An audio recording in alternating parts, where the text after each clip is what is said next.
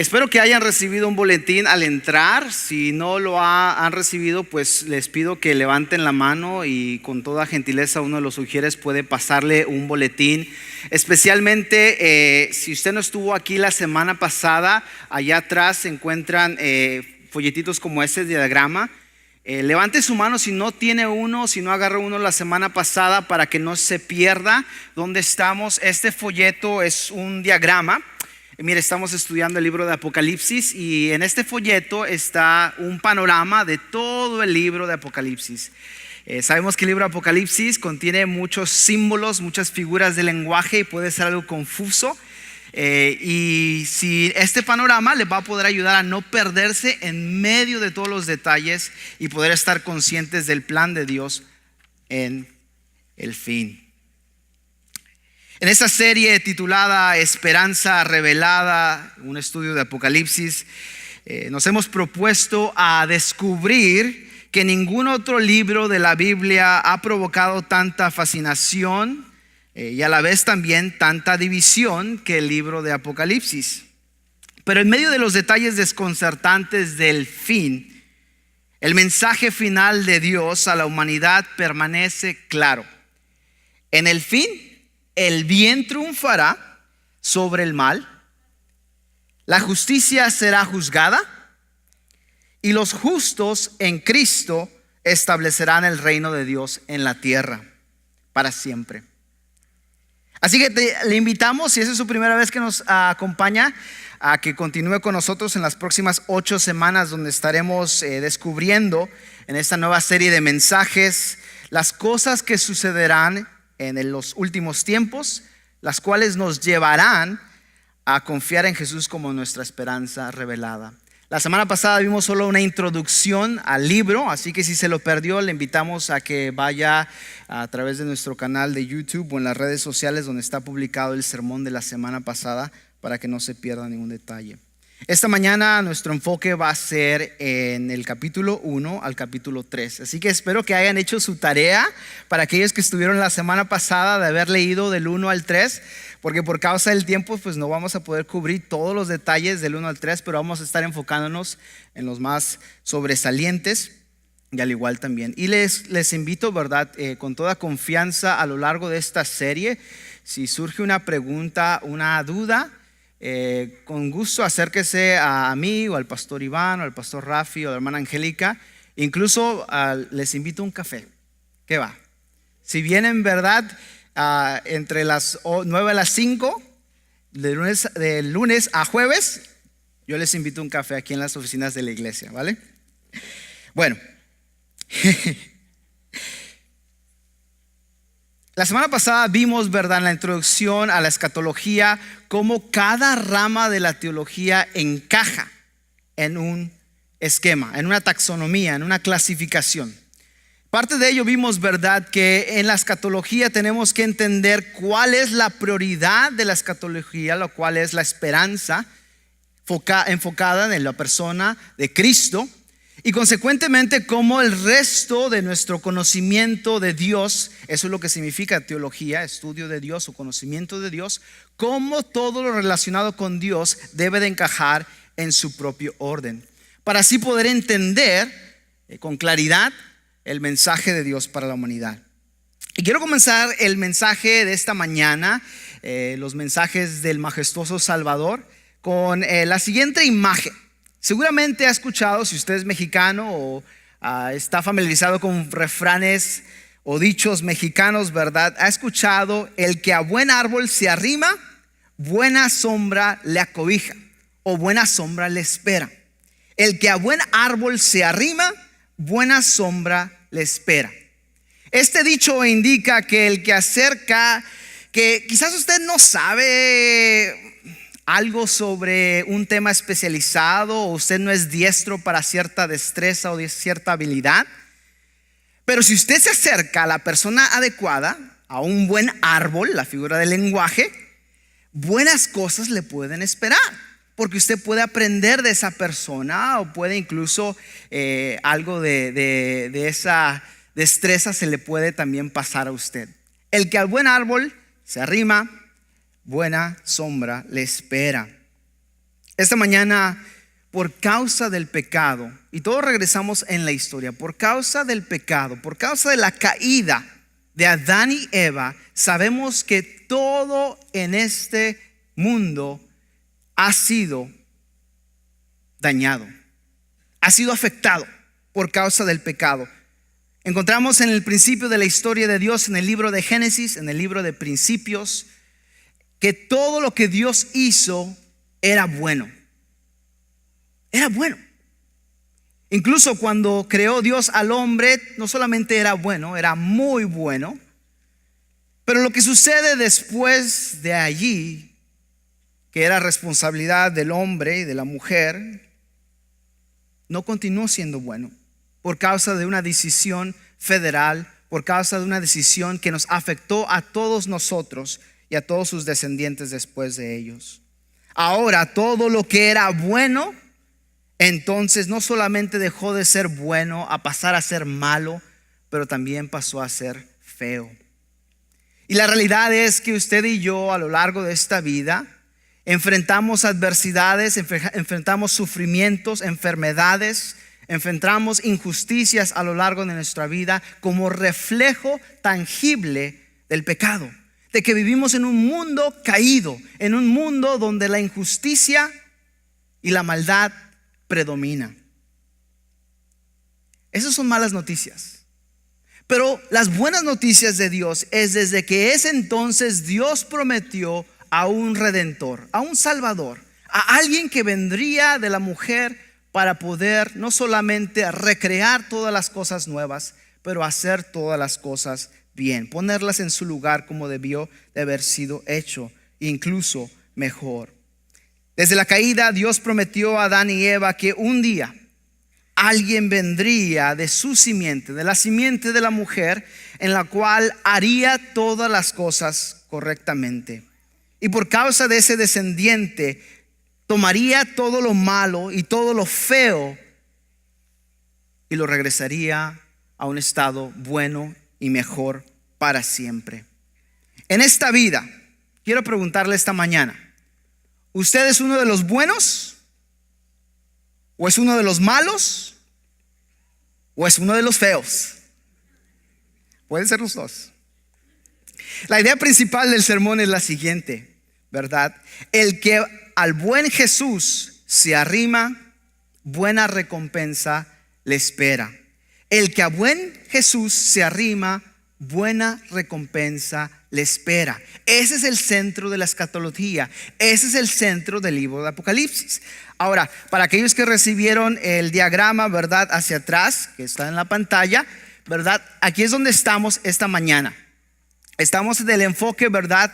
Viendo los mensajes del Salvador en la división del capítulo 1 al capítulo 3, donde vamos a ver estos siguientes temas: la visión del Cristo glorificado, advertencias para los injustos y recompensas para los justos, al igual también como los mensajes a las 7 iglesias, el enfoque siendo Jesús, nuestro mensajero, majestuoso. Las palabras claves que podemos ver es arrepentimiento o arrepentirse, iglesia y vencer. Hoy estaremos observando, interpretando y aplicando los textos bíblicos de Apocalipsis, seleccionados del libro de Apocalipsis, del capítulo 1 al capítulo 3. Y estaremos descubriendo los mensajes del majestuoso Salvador a las 7 iglesias esparcidas en Asia Menor. Y cómo entonces nosotros podemos responder también a esos mensajes que en la iglesia del siglo I recibió a nosotros como la iglesia del siglo XXI. Así que veremos, ¿verdad?, esas siguientes 3 cosas. El mensajero en su majestad, primeramente, lo bueno, lo malo y lo feo de la iglesia. Y sin Cristo no hay nada bueno en una iglesia. Eso es lo que vamos a estar viendo esta mañana con la ayuda de Dios. Así que abran sus Biblias conmigo, ya sea en un dispositivo electrónico o una copia impresa de las Escrituras, al capítulo 1 del Apocalipsis a Juan, y leeremos comenzando del versículo 9 en delante, del 9 al 11. El libro de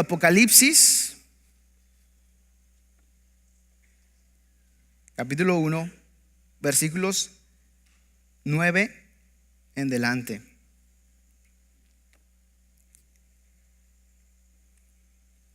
De hecho, perdón, del 4. La semana pasada leímos del 3, ¿verdad? Estamos en el 4. Recuerden, la palabra Apocalipsis simplemente significa revelación.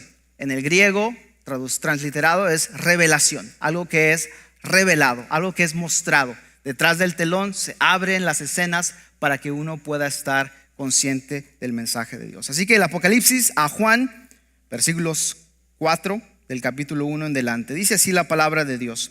Juan a las 7 iglesias que están en Asia.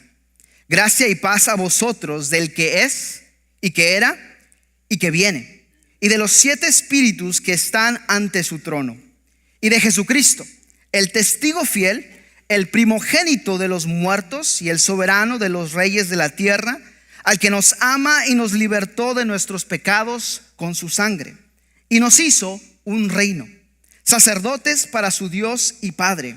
A él sea la gloria y la soberanía por los siglos. Amén. He aquí viene con las nubes, y todo ojo lo verá, y también aquellos que lo traspasaron, y harán lamentación por él todas las tribus de la tierra. Sí, amén. Yo soy el Alfa y el Omega, dice el Señor Dios, el que es y que era y que viene, el Todopoderoso. Palabra de Dios. En ese pasaje encontramos, ¿verdad?, esta introducción a lo que sucede, ¿verdad?, en el texto. Ya vimos la semana pasada el inicio, ¿verdad?, de lo que es la revelación de Jesucristo y cuáles eran las cosas que debían de comunicarse. Y vemos aquí la introducción a estas 7 iglesias, que primero debemos notar que estas iglesias eran, más bien dicho, iglesias reales, esparcidas en Asia Menor. Lamentablemente todas de ellas ya no existen o ya han dejado de ser por causa de la persecución o por causa de otros factores que veremos esta mañana. Pero quiero que se pregunten el texto que acabamos de leer entre el versículo 9 al 11. Nos quedamos en el versículo 9, perdón, en el 8, pero miren lo que dice el 9. Yo, Juan, vuestro hermano, y partícipe con todos vosotros en la tribulación y en el reino, en la perseverancia en Jesús, estaba en la isla llamada Patmos, por causa de la palabra de Dios y el testimonio de Jesús. Y estando en espíritu en el día consagrado al Señor, un domingo como hoy en la mañana, le sucedió esto a Juan. Y dice, ¿verdad? Y estando en espíritu en el día consagrado al Señor, oí detrás de mí una gran voz como de trompeta que decía: escribe lo que ves en un rollo y envíalo a las 7 iglesias, a Éfeso, a Esmirna, a Pérgamo, a Tiatira, a Sardis, a Filadelfia, y a Laodicea. Y me volví para ver la voz que hablaba conmigo, y vuelto vi 7 candelabros de oro. Primero quiero que se pregunte: ¿quién es aquel quien comparte con usted la persecución, el reino y la perseverancia que muestra ahí? Usted se pudiera preguntar eso. ¿Quién es aquel que comparte contigo, con usted, la persecución, el reino y la perseverancia? Es como se introduce a Jesús, Juan. Y mire, Jesús mismo ha pasado por persecución. Jesús mismo ha sufrido en carne propia. Ese fue el propósito por el cual Él vino a esta tierra en su primera venida, ¿verdad? Y típicamente pensamos, ¿verdad?, y vemos a ese Jesús en pañales, inocente, ¿verdad?, con una sonrisa. Pero fácilmente podemos olvidarnos, ¿verdad?, de la pasión que Él pasó, el sufrimiento que Él pasó. Y noten la palabra ahí, perseverancia. Quiero que la subraye. La palabra en griego, ¿verdad?, es hupomone. Hupomone, y dice, ¿qué rayos significa hupomone? Es la palabra endurecer. La mayoría de las traducciones lo traducen como perseverancia o otro tipo de palabra, dependiendo de qué traducción esté utilizando ahí en el versículo 9. En la perseverancia en Jesús. Pero esta palabra es interesante en el griego, hupomone, porque es la palabra endurecer. Y esto va a volver a surgir en la aplicación al final del sermón. Y quiero que la subraye, porque hupomoné, o endurecer, o perseverancia, como es traducido aquí, es la capacidad de poder perseverar. Es por eso que lo traducen la mayoría de los traductores como perseverancia. Pero también no solamente es de perseverar, sino es de endurecerse en su carácter o en su lugar de posición en medio de la dificultad, o en medio del sufrimiento, o en medio de la adversidad. Endurecerse, es decir, hacerse duro en paciencia, en perseverar, en fortaleza, en continuar hacia adelante, en perseverar. Si usted es un discípulo de Jesús, usted tiene este tipo de perseverancia, tiene esta capacidad de endurar. La Real Academia Española lo traduce como esa capacidad de endurecerse para seguir adelante. El proceso de endurecerse, de hacerse duro para poder pasar la prueba, para poder seguir adelante. Y si usted es un discípulo de Jesús, usted tiene este tipo de perseverancia. Y si no, entonces la Biblia cuestionaría si usted realmente es cristiano o no. Porque un cristiano genuino posee esa característica del Espíritu de Dios, de endurecer, de endurar en lo bueno, en perseverar hacia adelante, aún en medio de la adversidad. Y vimos la semana pasada en el libro de Apocalipsis cómo promete una bendición, una bienaventuranza a aquellos quienes lo leen, quienes lo escuchan, pero más importante, aquellos que hacen cambios a sus vidas por haber leído y escuchado ese mensaje de la profecía. Así que mi reto para usted esta mañana es que no solamente lea y escuche, pero que se proponga con la ayuda de Dios de hacer los cambios necesarios de su vida. Que no salga de aquí esta mañana, hermano, hermana, amigo, amiga, tal como usted llegó a este lugar, sino que usted lea, escuche la palabra de Dios esta mañana y en base a ello se confronte con la realidad que Dios espera de usted y que usted haga cambios necesarios en sus vidas. El pastor Swindoll lo pone de esta manera: muchas personas se pierden la bendición porque lo leen mal o escuchan cosas que no dice, o fallan en poner los principios en grandes rasgos en práctica. Todos nosotros debemos estudiar este libro con humildad, buscando el balance de una lectura cuidadosa, de restringir nuestra imaginación y de tener una interpretación razonable con una aplicación práctica.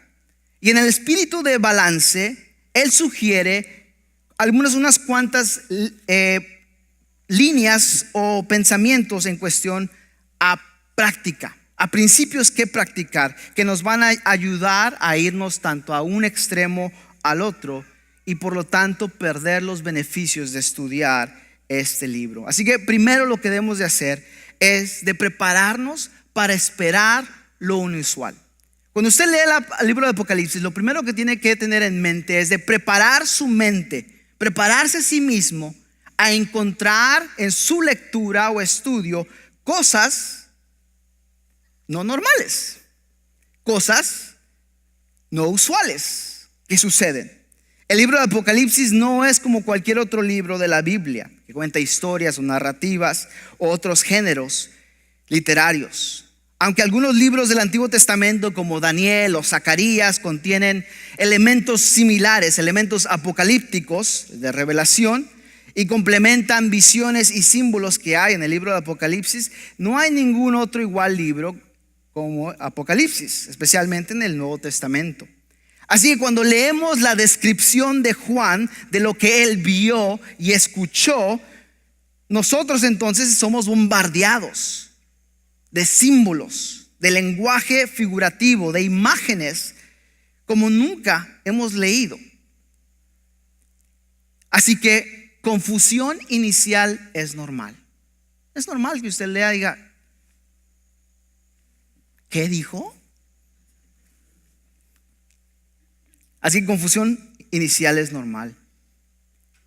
Pero quiero animarle a prevenirle a que esa confusión inicial continúe en su peregrinaje por el libro de Apocalipsis y le abstenga a usted de ver el retrato global, la imagen global de lo que ya hemos visto, que el estudio de Apocalipsis o el estudio de la escatología está centrada en la persona de Cristo, y la prioridad de la escatología es la esperanza, y que hay muchos detalles en medio de la historia o de la narración que está bien que nos confunda, está bien. El libro de Apocalipsis no es un paquete de sabiduría para llevar y vivir, o memorable como el libro de Proverbios, o una construcción de un argumento lógico como el libro de Romanos. No, el libro de Apocalipsis pinta imágenes, pinta retratos y presenta dramas que están fuera de este mundo, fuera de lo normal, de nuestros corazones y de nuestras imaginaciones. Y eso nos lleva al siguiente principio, el cual debemos de restringir nuestra imaginación. Debemos de restringir nuestra imaginación. ¿Por qué? Porque la naturaleza simbólica de muchas de las visiones que vamos a encontrar, muchas de las personas tratan de ver cada detalle, ¿verdad? Y producir una aplicación o interpretación específica del significado profundo.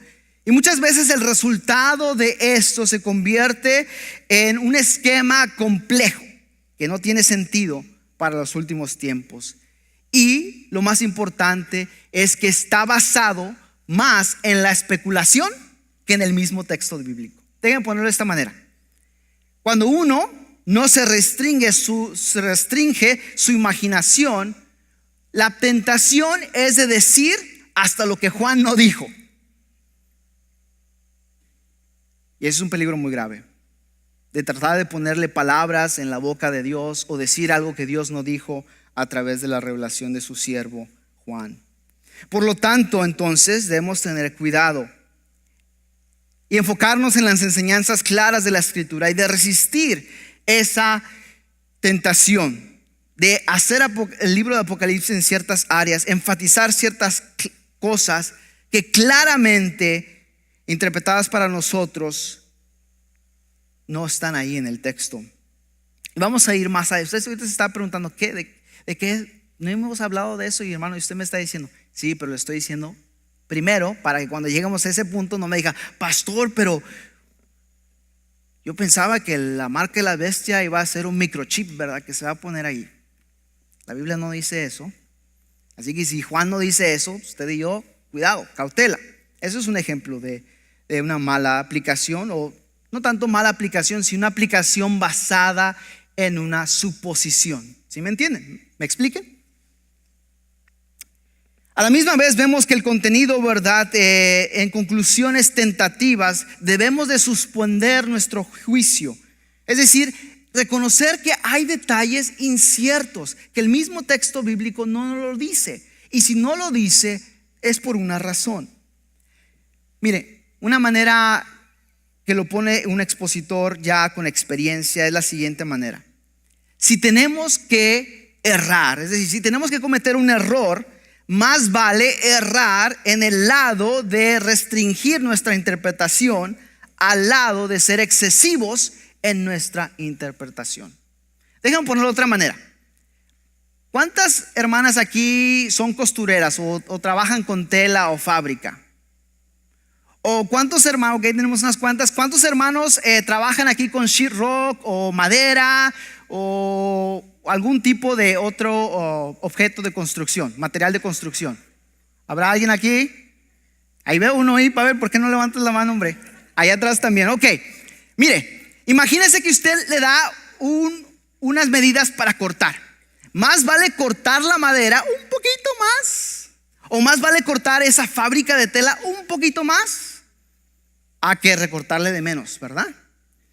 En cuestión a la aplicación de la Biblia, específicamente en áreas donde se descansa mucho en la especulación, más vale de errar en ser restringidos para poder hacer ajustes a que añadirle que no dice el texto, porque entonces no va a haber vuelta atrás. Y vamos a continuar en esta mala lógica de presuposición, suponiendo de cosas que el texto bíblico no nos dice. Y eso nos lleva entonces a el tercer principio, de hacer 4 preguntas.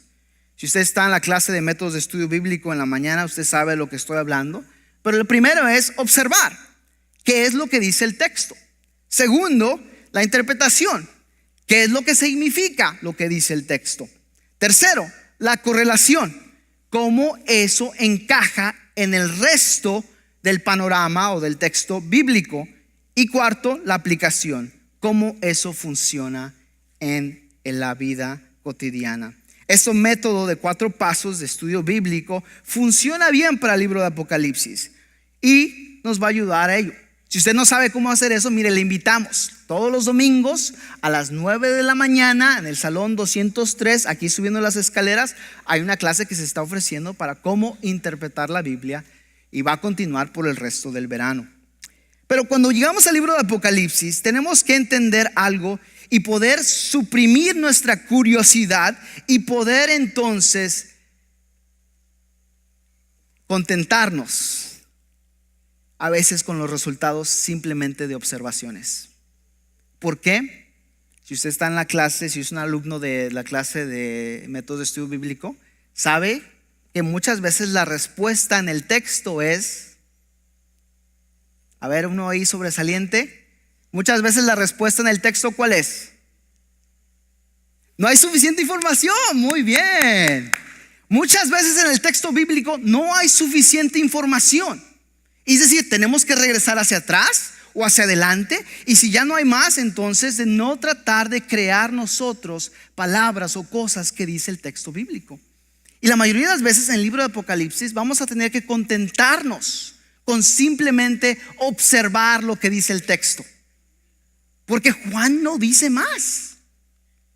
Y si Juan no dice más, quien estuvo ahí, que fue el testigo visual y presente primario de la revelación, ¿quién soy yo? ¿Quién es usted? ¿Quién es otro fulano para añadirle algo que Juan no vio? ¿Me explico? Por lo tanto, entonces, al llegar el apóstol Juan, cuando menciona, a veces no entiende todo de las visiones que Dios le da. Y muchas veces podemos estar confiados en las interpretaciones de un texto que nos lleva ahí, si el texto bíblico lo muestra evidencia suficiente. Pero si no, de simplemente hacer observaciones. Eso es lo que dice el texto. ¿Cuáles son los detalles? Solo Dios sabe en el pasaje. No siempre va a ser así, pero por el caso va a haber sucesos que sí. Así que aquí es donde entra la correlación, porque va a haber muchos pasajes que Juan asume. Si usted o cualquier persona abre el libro de Apocalipsis, Juan asume que usted ha leído los 65 libros de la Biblia. Así que si usted no ha leído los 65 libros de la Biblia, tiene mucha tarea que hacer para realmente entender el libro de Apocalipsis. Es por eso que este libro causa mucha discordia o controversia, porque muchas personas quieren abrir el libro y leerlo comenzando de ahí, cuando han fallado de leer del libro de Génesis hasta la última carta de Juan y Judas. Así que esa es la expectativa de Juan. Ahora, quiero mover un poquito más hacia el propósito del libro de Apocalipsis. No es simplemente para informarnos. Es una parte importante. Ese es el tópico del tema, revelación, informarnos, revelarnos algo que estaba secreto, algo que estaba antes escondido, ahora es mostrado, ahora es revelado. Pero el propósito de Juan, o diríamos de Jesucristo, a través de la revelación a Juan, no es solamente de informarnos sobre el fin, amigo, amiga, hermano, hermana. El propósito de Juan es cambiar nuestra manera de vivir o de actuar, sabiendo que la Biblia enseña acerca del futuro. Mire, debemos hacer al menos 4 cosas. Primero, comunica el completo carácter de Dios. Comunica el pleno carácter de Dios. Balancea nuestra teología. Es decir, Dios es amor, pero en el libro de Apocalipsis gran parte del enfoque se va a enfocar en que Dios es juicio, que Dios va a traer juicio, y esa justicia entonces demanda ira.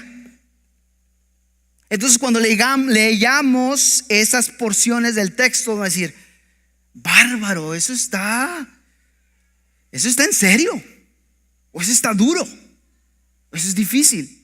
Tiene que entender a través del lente bíblico de ver: Dios está haciendo justicia por todas las injusticias desde Adán y Eva. Hágale cuentas, ¿cuántas injusticias no han pasado desde entonces? Desde muertes de bebés inocentes a través del aborto, desde asesinatos que no han sido juzgados, desde cualquier cosa mala que le haya sucedido a usted. Dios las va a cobrar en ese periodo. Entonces, a la misma vez, eso balancea nuestra teología. Dios es amor, pero Dios también es fuego consumidor, es juicio. Segundo, también nos da esperanza para hoy. Si usted está aquí, usted está pasando por un problema, cualquiera que sea, ya sea físico o emocional o lo que sea, cualquiera que sea su adversidad, usted puede encontrar esperanza en el mensaje del libro de Apocalipsis. Porque nos ayuda a aliviar nuestro temor innecesario hacia el futuro. Nos ayuda a ver el plan de Dios para hacer todas las cosas correctamente, para poner todas las cosas en su lugar. Y tercero, y muy importante, entonces nos mueve a nosotros, quienes ya hemos puesto nuestra confianza en Jesús como Salvador, a vivir vidas piadosas en vista de galardones o recompensa futura. Sabemos que Dios no nos salvó por buenas obras, pero Dios nos salvó ciertamente para buenas obras. Y si usted no está haciendo buenas obras como cristiano, uno, la Biblia cuestionaría si usted realmente es cristiano. O dos, usted está dormido o está perdiendo el tiempo o está siendo flojo espiritualmente. Y por lo tanto la Biblia nos mueve a vivir vidas piadosas en vista del retorno del Rey. Y finalmente nos mueve a adorar al Dios quien finalmente triunfará sobre el mal, donde Él pondrá todas las cosas en su lugar. Así que quiero que se pregunte esta mañana: si Jesucristo mismo se sentara en medio de nosotros esta mañana, en una de estas sillas, en este auditorio, en esta iglesia, y no nos avisara, y evaluara nuestra adoración y cuidadosamente investigara nuestras relaciones interpersonales como hermanos en Cristo en nuestra congregación, ¿cómo reaccionaría Él? Sea honesto. Se sentaría con su liderazgo y diría una palmada en la espalda: estoy orgulloso de ti, estoy orgulloso de ustedes como iglesia. Ánimo, adelante, continúen haciendo el bien, el buen trabajo que están haciendo. ¿Nos diría eso? ¿O se sentaría enfrente de nosotros y nos miraría a los ojos y movería la cabeza?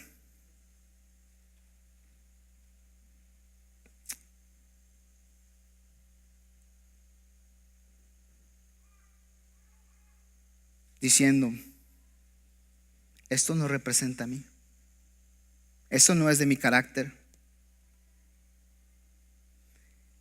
Le confieso, es algo de miedo el poder ser evaluado directamente por aquel que conoce cada secreto oscuro, cada hecho guardado, cualquier desacuerdo o cualquier mal sabor de boca o enemistad entre nosotros como hermanos. Francamente, vergonzoso. Si Él pudiese ver, si Él ve eso. Eso nos lleva al primer punto: el mensajero en su majestad. Porque esto es exactamente lo que Cristo hace en el versículo 12 en adelante. Mire lo que dice el texto. Y me volví para ver la voz que hablaba conmigo. Y vuelto, vi a 7 candelabros de oro, y uno en medio de los 7 candelabros, a uno semejante al Hijo del Hombre, vestido de una túnica talar y ceñido a la altura del pecho con una faja de oro. Y su cabeza, los cabellos eran blancos como la lana blanca, como la nieve, y sus ojos como llama de fuego, y sus pies eran semejantes al bronce bruñido, como en un horno encendido, y su voz como el estruendo de muchas aguas. En su diestra tenía 7 estrellas, y de su boca salía una espada aguda de doble filo, y su semblante era como cuando brilla el sol en su fuerza. Ahora, yo no sé usted, pero típicamente si ha visto un portarretrato de Jesús, ya sea está un bebé inocente en pañales, ¿verdad? O está Jesús bien lindo acariciando una ovejita. Por ahí, ¿verdad? Por ahí van.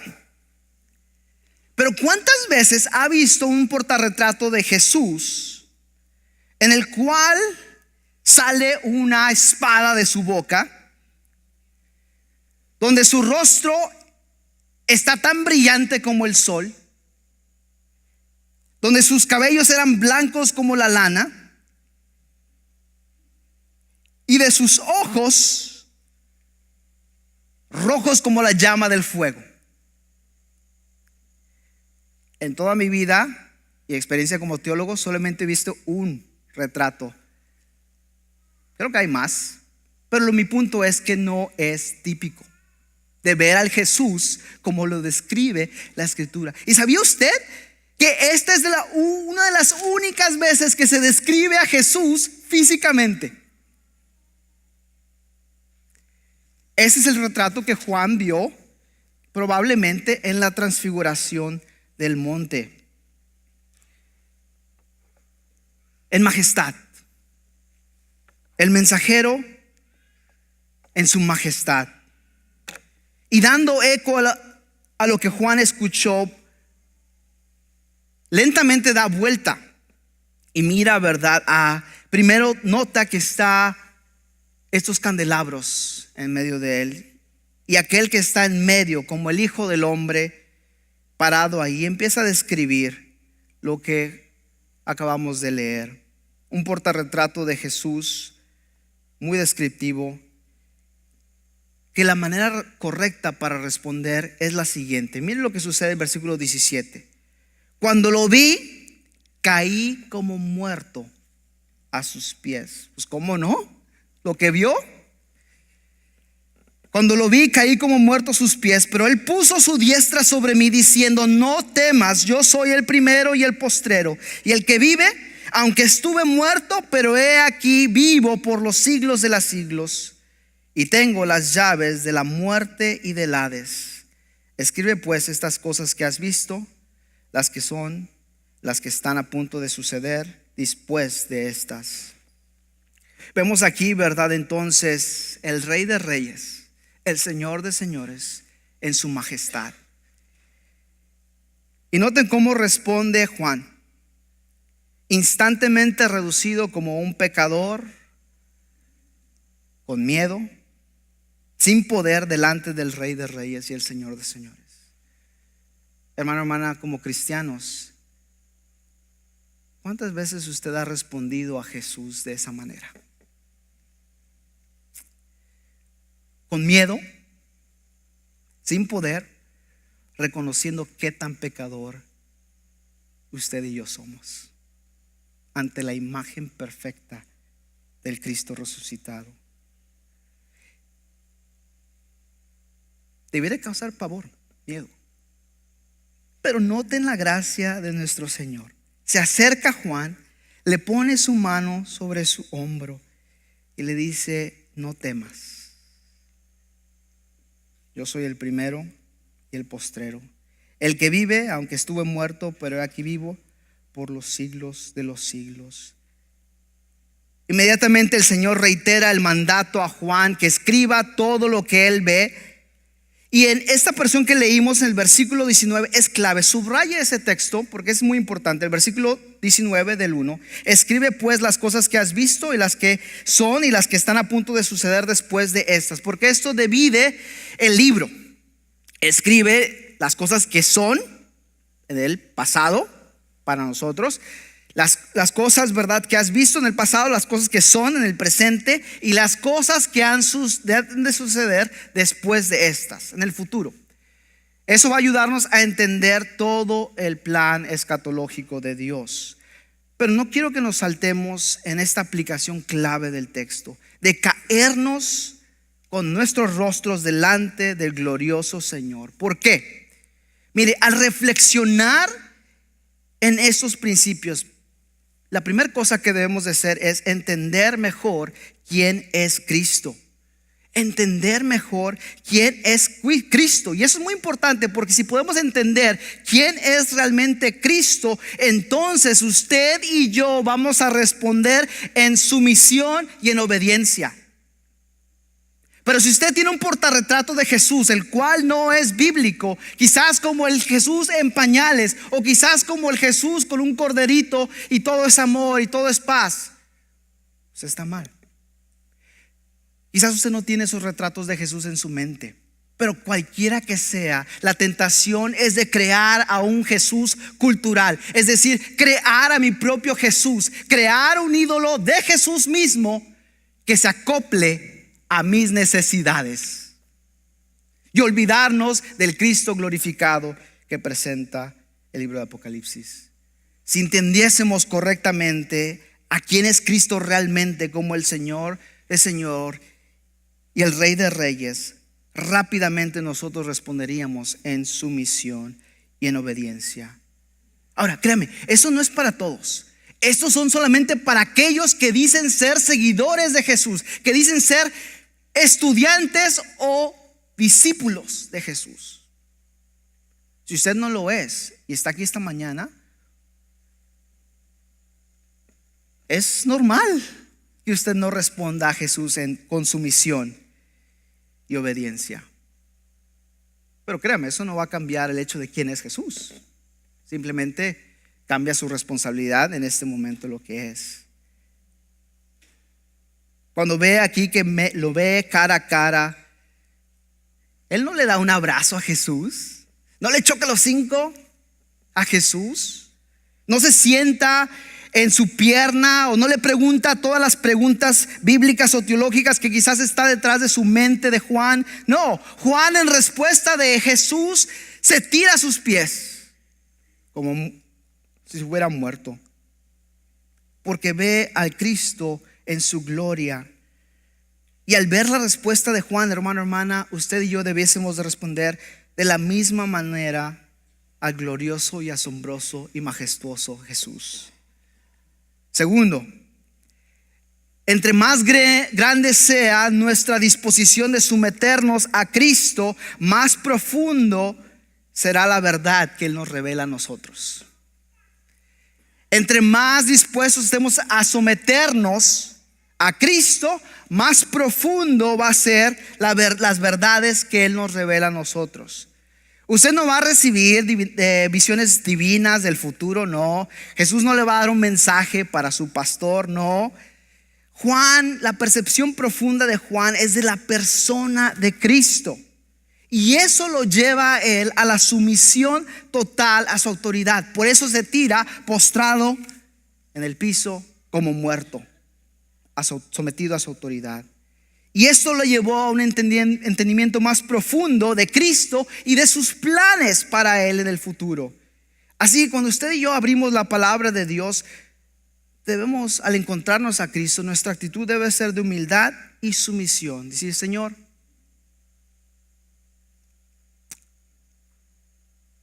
estoy dispuesto a lo que tú me digas, a lo que tú quieras. Y eso nos va a llevar a una relación más profunda con Él, hermano, hermana. Como usted responda a quién es Cristo, eso lo va a hacer a usted entonces uno de los buenos o los malos. Eso nos lleva al segundo punto: lo bueno y lo malo y lo feo de la iglesia. Vamos a ver 7 iglesias. Por causa del tiempo no vamos a poder ahondar en cada una de ellas, pero vemos la primera, de versículos 1 al 7 del capítulo 2, Éfeso, el cual era una iglesia con todo, pero sin lo más importante, el amor. Había dejado su primer amor. Había dejado su primer amor. ¿Acaso usted ha dejado su primer amor? Yo no sé, pero hace 2 días celebramos 5 años de matrimonio, mi esposa y yo. Y hicimos un ejercicio para recordar cómo actuábamos cuando éramos novios. Abríamos la puerta y flores aquí y mi amor acá, preciosa, ¿qué quieres? Y mire, la realidad es que entre más pasa el tiempo, más y más el peligro está de enfriarse, de acostumbrarnos. Pues yo me merezco que mi mujer me haga esto. O yo me merezco porque soy una reina, él tiene que hacer esto. Lo mismo sucede como cristianos. Perdemos el amor a nuestro Señor como si fuera la primera vez.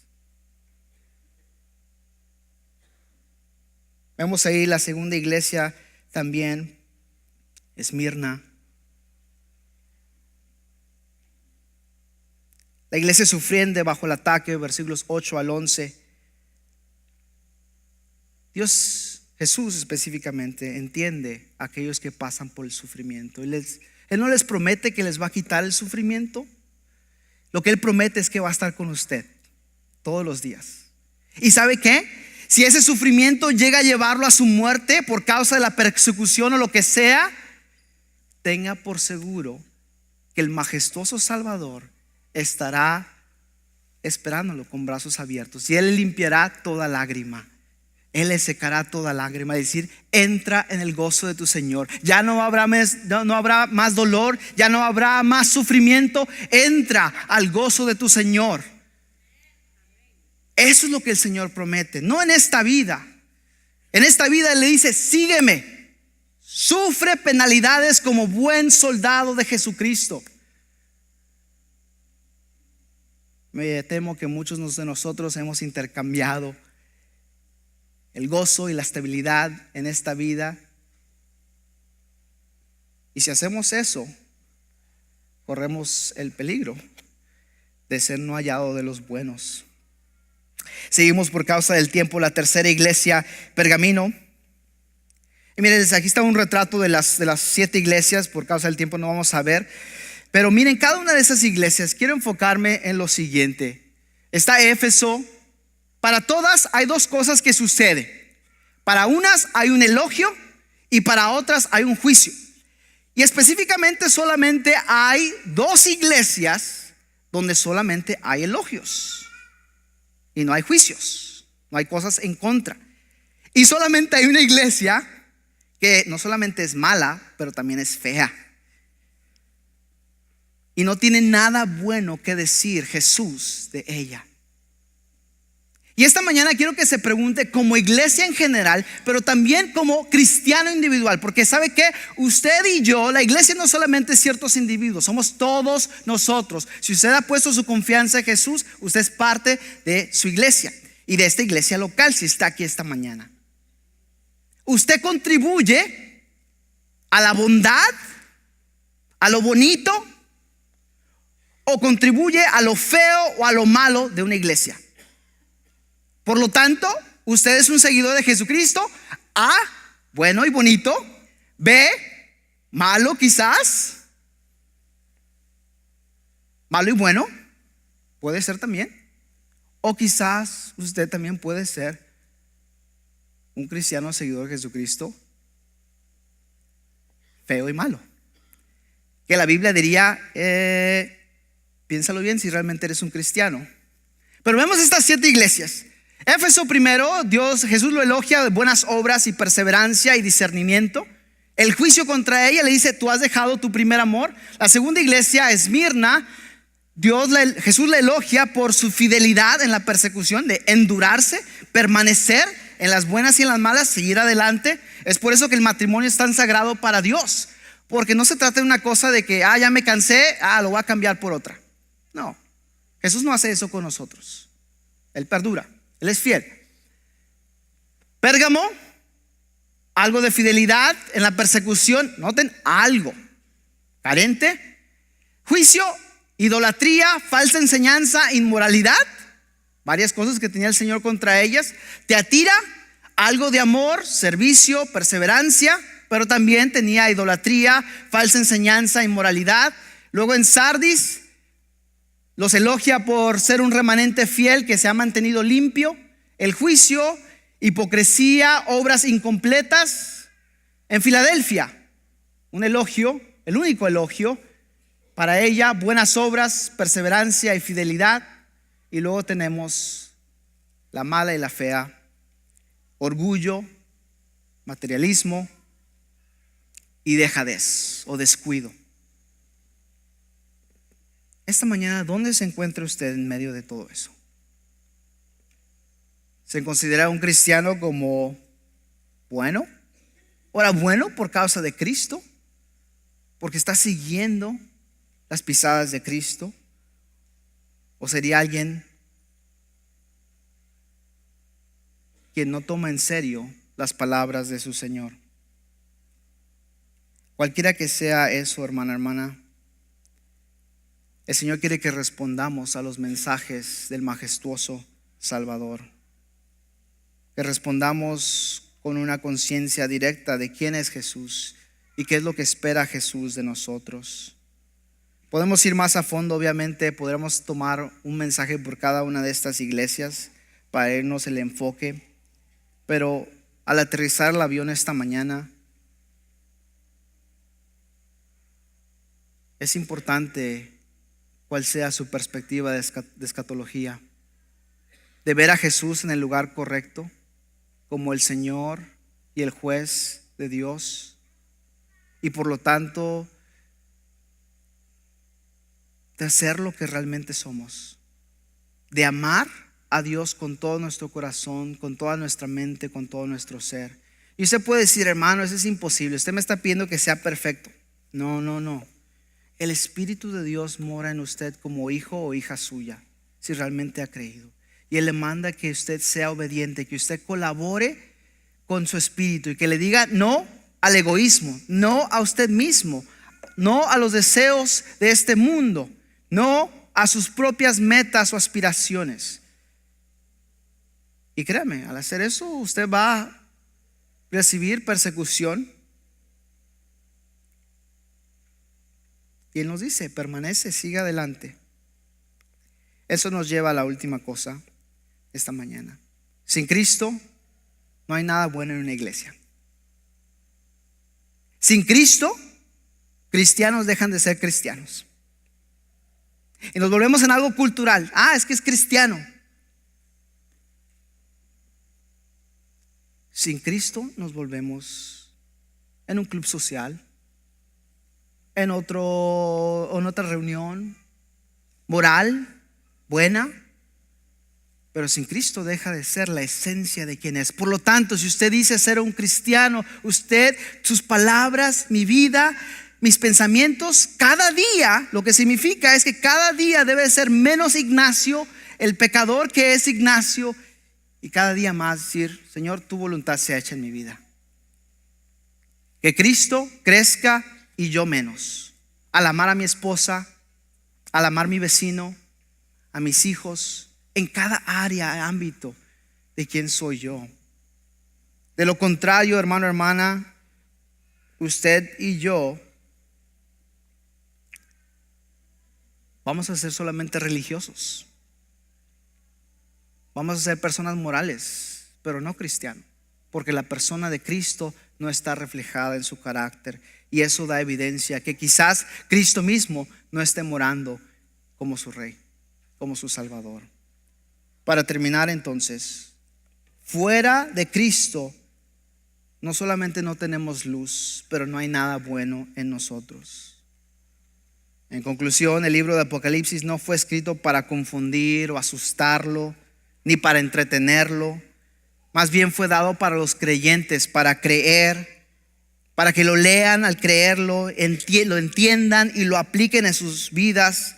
Y a través de este panorama general del libro que comenzamos, tener la oportunidad de ver el vislumbrar del poder y la gloria de Cristo. Y que eso nos motive a decir, ¿sabes qué? Sí estoy sufriendo, ¿sabes qué? Me estoy negando a hacer esto, pero sigo adelante porque la gloria que espera más adelante vale la pena. La recompensa que está al final del maratón de la vida vale la pena. Por eso voy a amar a mi esposa aunque no lo merezca. Por eso voy a obedecer a los mandatos de Dios. Por eso voy a amar a mi esposo aun cuando no se lo merezca. O a mis hijos, a mi vecino, a mi enemigo. Porque Cristo vale la pena.